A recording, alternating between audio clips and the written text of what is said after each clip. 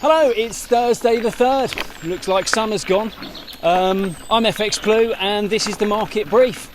So Boris has been on. He continues to say that he's not seen anything in the data to persuade him to delay plans of reopening. So it looks like the UK will take the risk and remove all remaining restrictions on June the 21st. Meanwhile, the OECD has radically increased forecasts for the UK.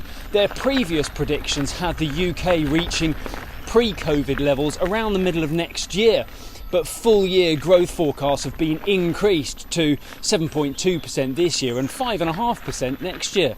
Now that's all well and good, but with the current economic reality already fueling fears of rising inflation, we should expect that story will remain a constant concern for the foreseeable future. We have services output data today, no changes forecast from last month, but that would be a pretty positive outcome given the competitive efforts from the Eurozone for post-Brexit progress within the service sector. Sterling is in a pretty narrow range against the dollar, ahead of non-farm payrolls tomorrow. It's like the market is holding its breath ahead of the sweepstake. We opened this morning around 140, 150. Over in the US, it's all about employment data.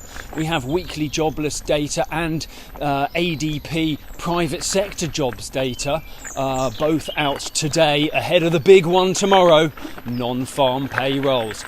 There has been little correlation between the employment data sets of late, so while today's numbers will be considered in their own right, it's not necessarily something you should base your bid on in the sweepstake tomorrow. An interesting point raised recently, though, is how mobility, or indeed the lack of it, may affect the employment numbers. The logic is that the COVID recession has been so different and so much shorter than previous deep recessions. There seems to be less willingness of workers to move states to find employment. This is adding to the qualitative skill shortage that was reported alongside last month's number. But whatever the data shows, it will no doubt fuel speculation of how the Fed may react when they meet on the 15th of June. The dollar index remains in a state of flux around the 90 level, and it's almost entirely driven by the outlook for monetary policy. Looks like we need comment from the Fed, or data that demands comment from the Fed, to help the dollar find short-term direction.